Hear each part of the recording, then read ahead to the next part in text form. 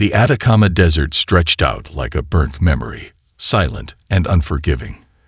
At the ALMA, Atacama Large Millimeter/Submillimeter Array Observatory, Dr. Elena Rodriguez knew loneliness intimately. Most researchers hated the night shifts, but she found a strange comfort in the isolation.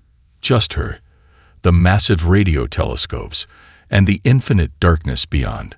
Her workstation was a fortress of technology, screens casting a ghostly blue light across her tired features. Elena had been tracking anomalous signals for months, a pursuit that had become something of an obsession since her doctoral research. Most of her colleagues considered it a wild goose chase, but Elena knew better. Space was never truly silent. The coffee machine hummed, its third pot of the night brewing. Outside, the massive telescope array listened. 26 massive antennas pointing toward the infinite blackness, each a perfect silver dish capturing whispers from across the universe. When the first burst of interference cut through the background noise, Elena almost missed it. It was barely a blip, a microsecond of disruption that would have gone unnoticed by less sensitive equipment. But her custom-built filtering algorithms, developed during years of hunting for extraterrestrial communications, caught something unusual. She leaned closer, fingers hovering over the keyboard. The signal was encrypted, but not like anything she'd ever seen before. Military-grade encryption looked like child's scribbles compared to this. Layer after layer of quantum-level encoding twisted through the data, a mathematical labyrinth that would make most cryptanalysts weep. Most researchers would have called it interference. Most would have logged it and moved on. Elena Rodriguez was not most researchers. Her fingers flew across the keyboard, launching decryption protocols she'd developed over years of obsessive research. The university had tolerated her work, viewing it as an eccentric hobby. Her grants were minimal, her equipment cobbled together from surplus and personal investment. But something was different tonight. The first fragment decoded was a set of coordinates, not terrestrial, not solar system-based, galactic coordinates that suggested something impossibly far away. The next fragment was a communication log, partial and fragmented, but unmistakably artificial. Cargo manifest, she whispered to herself. Species designation, Homo sapiens. A chill ran down her spine. The word cargo, alongside a human species designation, was not a scientific curiosity. It was a declaration of something far more sinister. More fragments began to resolve. Transmission routes, processing centers, reference codes that suggested an organizational structure far beyond human comprehension. This wasn't just a signal. This was a glimpse into a system, a vast, intricate network that treated sentient beings as commodities. Elena's hand shook as she reached for her coffee. The cup clattered against the desk, spilling dark liquid across her notes. Something fundamental was about to change. Humanity had no idea what was coming. And she was the only one who knew. The underground facility beneath the Swiss Alps was a place that didn't officially exist. Carved into solid granite, its walls could withstand a direct nuclear strike, and its communication systems were so secure that even the most advanced quantum decryption would take centuries to penetrate. Inside the main conference room, the air felt thick with unspoken tension. 12 chairs surrounded a circular table made of a material that was part ceramic, part advanced carbon composite, a technology so classified that its very existence was a state secret. Marcus Chen stood at the head of the room, his presentation already loaded. At 32, he was the youngest person in the room by at least 2 decades, but nobody would have guessed it from the way the senior intelligence directors watched him. 36 hours ago, Marcus began, his voice steady. We intercepted a communication that changes everything we thought we knew about our place in the universe. Behind him, holographic displays came to life. Fragments of the encrypted signal Elena Rodriguez had discovered began to unspool, each layer revealing something more disturbing than the last. General Catherine Okoye, head of the United States Space Force, leaned forward. Her dark eyes missed nothing. Explain everything, Mr. Chen. Marcus took a deep breath. What we've discovered is not just a communication network. It's a galactic infrastructure of slavery that makes human trafficking look like a minor misdemeanor. We're talking about an organized system that has been capturing and trading sentient beings across multiple star systems for what appears to be millennia. The room fell silent. Dr. Alexei Volkov from the Russian Academy of Sciences spoke next, his voice a low rumble. Proof. With a gesture, Marcus brought up a series of decoded transmission fragments, star charts, coordinate systems, processing logs that listed sentient beings as nothing more than inventory items. These are not theoretical, Marcus continued. These are active communication routes, current operations, and humans are on the list. The implications hung in the air like a physical weight. General Okoy's hand unconsciously clenched. How long have they been watching us? Longer than we've been a civilization, Marcus replied. The most disturbing part is how sophisticated their system is. They don't just capture species. They categorize them, process them, trade them. Dr. Mai Lu from China's Advanced Research Division spoke up. Her voice was clinical, analytical. We need a comprehensive response strategy. This isn't just a military problem. This is a species-level threat. The room began to transform. No longer was this a standard intelligence briefing. This was the beginning of humanity's first truly global war, a war most of humanity didn't even know existed. Marcus Chen looked around the room. 12 of the most powerful individuals from around the globe, and for the first time in human history, they were completely aligned. We're going to need everyone, he said quietly, and we're going to need to be something we've never been before. What's that? General Okoy asked. United. The abandoned particle physics research facility in the Nevada desert looked like nothing more than a collection of weathered buildings and rusted equipment. To the outside world, it was a forgotten relic of Cold War-era scientific ambitions. To the team assembled inside, it was humanity's first line of defense. Dr. Kira Nakamura stood at the center of a circular room lined with holographic displays, her fingers dancing across multiple translucent interfaces. Around her, a team that defied every conventional understanding of military operations worked with almost supernatural focus. We're not building a weapon, Kira announced to the assembled group. We're building a key. A former CIA linguistic analyst named David Rodriguez leaned against a wall covered in complex communication diagrams. A key to what? Liberation, Kira responded, her eyes never leaving the holographic projection of an impossibly complex communication matrix. The team was a deliberate contradiction. Military strategists worked alongside quantum physicists, linguistic experts sat next to behavioral psychologists, and AI specialists collaborated with anthropologists. Each brought a unique perspective to what was quickly becoming humanity's most ambitious project. Marcus Chen, who had first presented the alien communication evidence, walked into the room carrying a stack of encrypted data drives. We've identified 17 distinct communication frequencies used by the slaving network, he said. But it's not just about breaking their codes. It's about understanding their entire communication ecosystem. A massive screen lit up, showing a three-dimensional representation of alien communication networks. Thousands of interconnected nodes pulsed with encrypted data streams, looking like a complex neural network spanning multiple star systems. Traditional military thinking would suggest we need to destroy this network. Dr. Elena Rodriguez, now part of the core research team, explained. But destruction isn't our goal. Disruption is. The plan they were developing was nothing short of revolutionary.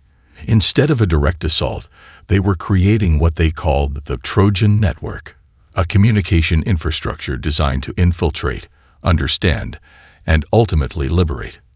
Linguistic teams have been working around the clock, developing communication protocols that could penetrate the aliens' neural suppression technologies.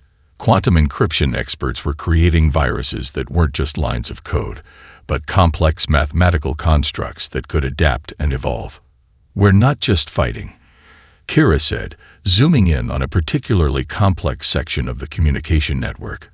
"We're rewriting the fundamental rules of conflict." A former Special Forces operator named Jack Martinez spoke up.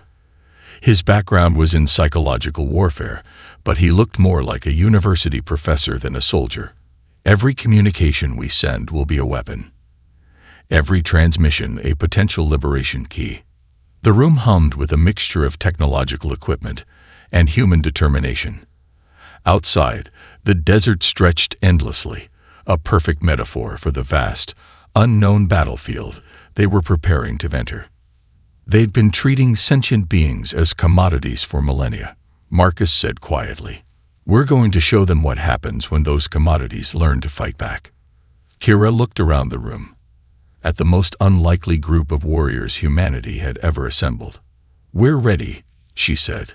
"Let's change the universe." The Krex command vessel Dominion hung in the void of space like a massive obsidian blade, its quantum processing cores humming with millennia of technological superiority. Fleet Commander Xarnek reviewed the latest tracking signatures, his neural interface displaying human communication patterns with clinical detachment. "Primitive," he muttered to his secondary systems administrator. "Barely coherent communication protocols." What Xarnek didn't know was that every system he trusted was already compromised. The first attack wasn't a missile. It wasn't a weapon in any traditional sense. It was a communication. A virus so elegant, so mathematically complex that it wasn't just code, but a living mathematical construct. At precisely 3:47 Universal Standard Time, the first wave hit. Krex navigation systems began to display impossible images. Fragments of memories from enslaved species flashed across command screens. Personal histories, moments of loss, of hope, of resistance, each image a knife cutting through the cold computational logic of the slaving network. Marcus Chen watched from the Nevada facility, his fingers hovering over a holographic interface that looked more like an abstract art piece than a weapon of war.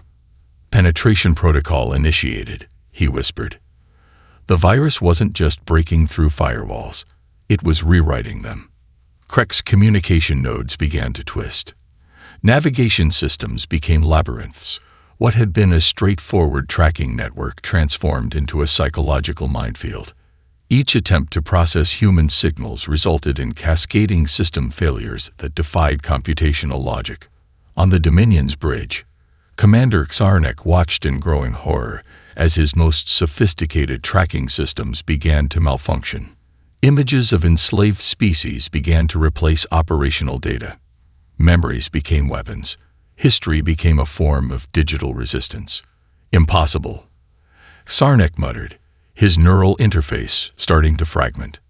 Dr. Kira Nakamura allowed herself the slightest smile.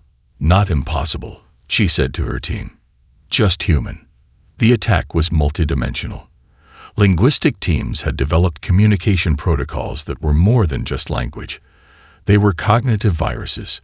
Each transmission carried layers of meaning that could penetrate the Krex's neural suppression technologies. A communication specialist named Dr. Aisha Okonkwo had spent months developing what she called empathy algorithms, communication structures designed to bypass computational defenses by triggering emotional resonance. What the Krex saw as a communication network, humans saw as a living, adaptive system. Entire Krex tracking sectors went dark. Communication channels twisted into impossible geometric patterns. The most advanced computational system in the known galaxy was being systematically dismantled, not through brute force, but through the most sophisticated form of psychological warfare ever conceived. Commander Xarnek's final transmission was a mixture of rage and incomprehension. How? He demanded of a system that was no longer listening. Humanity had just fought its first interstellar war, and they hadn't fired a single traditional weapon. In the Nevada facility, Marcus Chen looked at the holographic display showing the Krex communication network's systematic collapse. "First contact," he said quietly, "is about communication. The universe would never be the same." The research facility looked like controlled chaos. Whiteboards covered in complex diagrams stretched across entire walls. Holographic displays flickered with alien communication patterns. Teams worked in what appeared to be complete disorder, but to those who understood, it was a symphony of human innovation. Dr. Elena Rodriguez stood at the center of a circular laboratory, surrounded by the most unlikely collection of experts ever assembled. To her left, a marine biologist from Australia. To her right, an indigenous language preservation expert from Peru. Behind her, quantum physicists, AI specialists, and communication theorists worked in perfect synchronization. "We're not just building technology," Elena announced to the team. "We're creating keys of liberation." Dr. James Okoro, a marine biologist whose work on dolphin communication had been considered fringe science for years, stepped forward. His breakthrough was something the team had been developing for weeks, a communication resonance technology inspired by how marine mammals communicate across vast ocean distances. "Look at this," he said, bringing up a holographic display that showed complex wave patterns. "Dolphins communicate through a combination of acoustic signatures that adapt to environmental conditions. We're doing the same thing, but on a galactic scale." The technology they were developing wasn't just about breaking communication barriers. It was about creating adaptive communication systems that could penetrate neural suppression fields used by the alien slaving network. A young AI specialist named Lin Wei demonstrated a breakthrough that made the entire room go silent. She had developed an algorithm that could identify and map neural suppression frequencies across different species. "It's not about a single key," she explained. "It's about understanding the lock." Dr. Aisha Okonkwo, a linguistic anthropologist, worked on what she called empathy protocols, communication strategies that could bypass hierarchical communication barriers. Her research combined linguistics, psychology, and advanced quantum computing in a way that defied traditional scientific boundaries. "Every species has a unique communication signature," Aisha explained. "The Kreks believed they could suppress these signatures. We're proving them wrong." An indigenous language expert from the Amazon, Dr. Miguel Ramirez, shared insights from preservation work with endangered languages. His team had developed communication techniques that could preserve meaning even when traditional linguistic structures broke down. "Language is resilience," Miguel said, "and resilience is our greatest weapon." The technologies they were developing were more than just communication tools. They were instruments of liberation. A quantum encryption specialist named Dr. Sarah Cohen demonstrated a communication virus that could adapt and evolve. "This isn't just code," she explained. "It's a living mathematical construct that can penetrate and transform communication networks." Elena looked around the room. At marine biologists working alongside quantum physicists, at linguistic experts collaborating with AI specialists. This wasn't just a research team. This was humanity's most sophisticated weapon.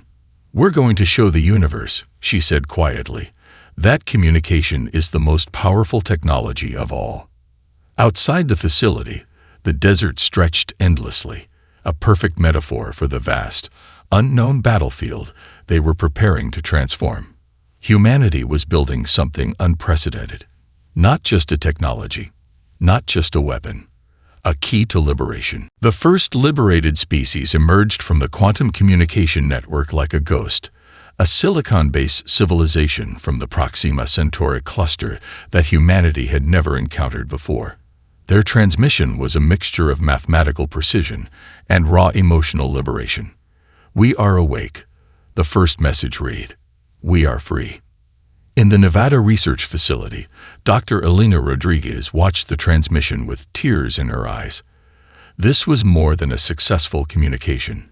This was the first true moment of galactic resistance.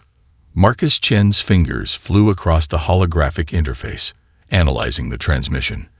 "They're using our communication protocols," he said, a mixture of wonder and pride in his voice.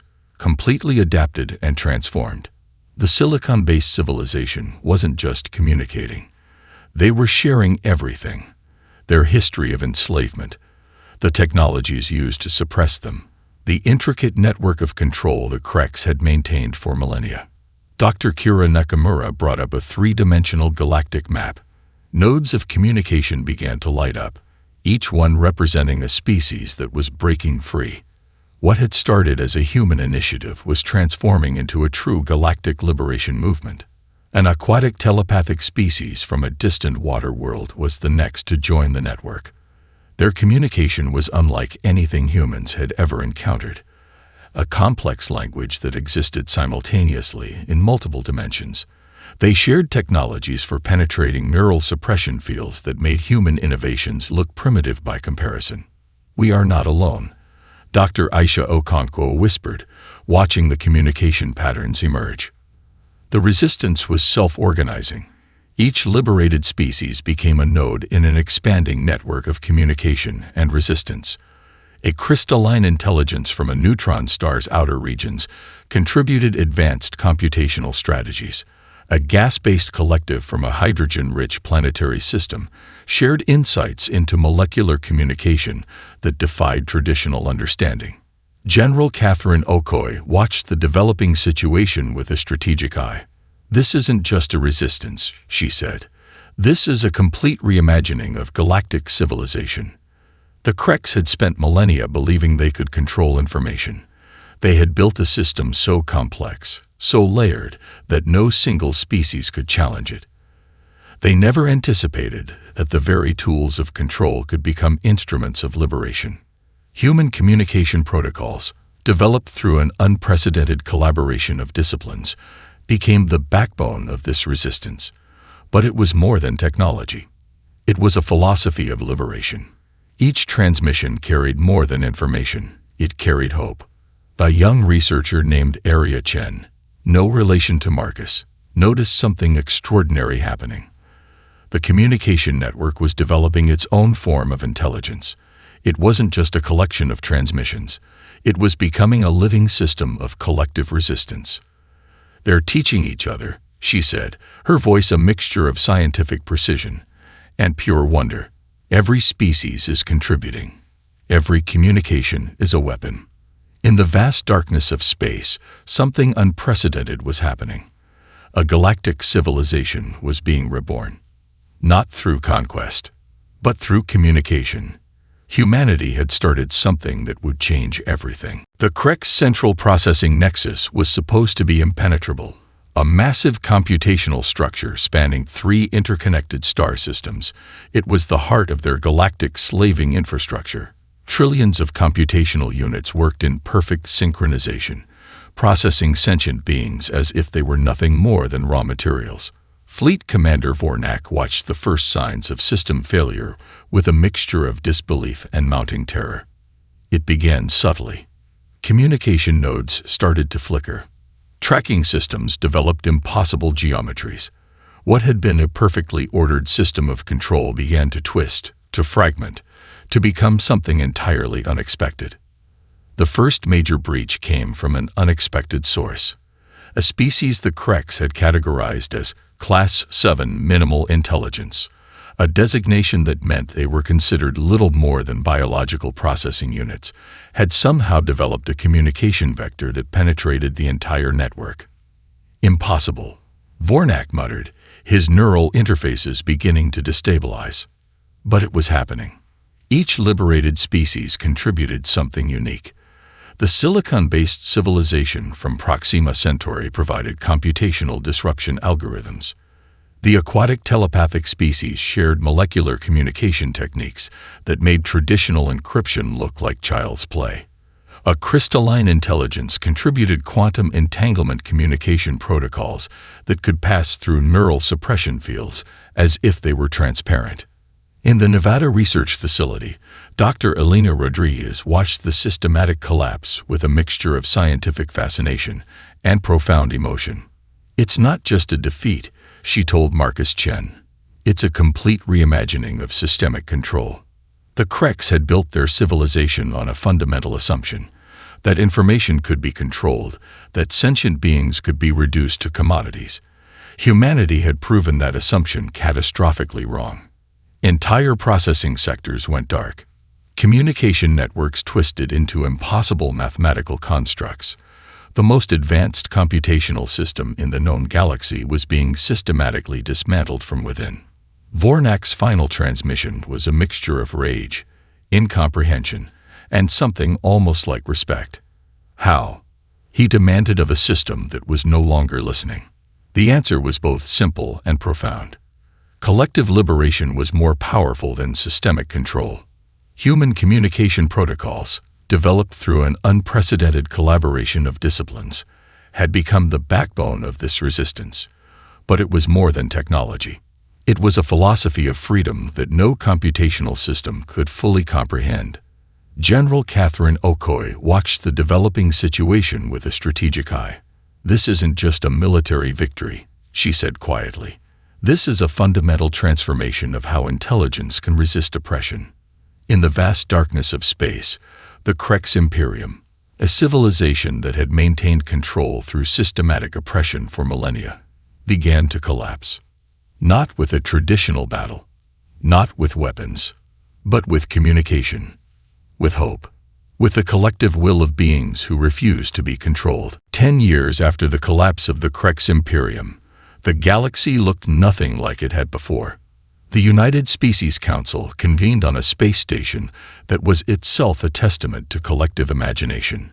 Constructed from the debris of slaving infrastructure, it orbited a neutral star system, a deliberate symbol of the new galactic order. Dr. Elena Rodriguez, now serving as humanity's primary diplomatic representative, stood at the center of the circular chamber. Around her, representatives from over 217 different species gathered, beings that would have been considered mere commodities a decade earlier. "We are not here to celebrate a victory," Elena began, her voice carrying through translation systems that captured not just words, but emotional nuance. "We are here to discuss a new way of existing." The chamber was a riot of biological diversity. Crystalline intelligences that communicated through light pulses sat beside aquatic telepaths. Silicon-based life forms shared space with energy-based consciousness clusters.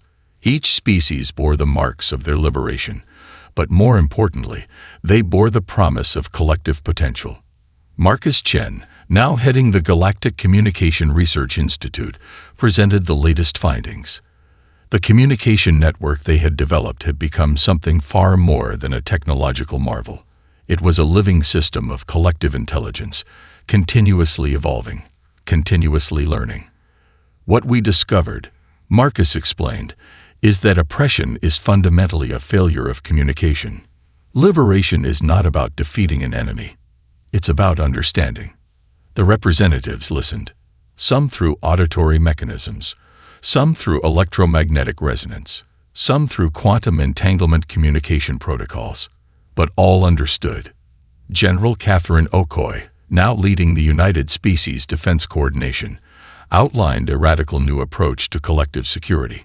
No longer would defense be about military might. It would be about communication, understanding, and mutual protection. A representative from the silicon-based civilization of Proxima Centauri spoke. Their communication was a complex dance of mathematical precision and emotional depth. "We were commodities," they said. "Now we are collaborators." The transformation was more than political. It was philosophical. The very concept of intelligence had been redefined. No longer was it about technological superiority or control. It was about adaptability, empathy, collective growth. Elena looked around the chamber. She thought about the abandoned research facility in the Nevada desert, about the team that had started this impossible journey, about the moment they realized that communication was the most powerful technology of all. "We are not finished," she said. "We are just beginning." Outside the station, the stars seemed to pulse with a different kind of light, a light of possibility, of hope. The galaxy had been reborn, not through conquest, but through understanding.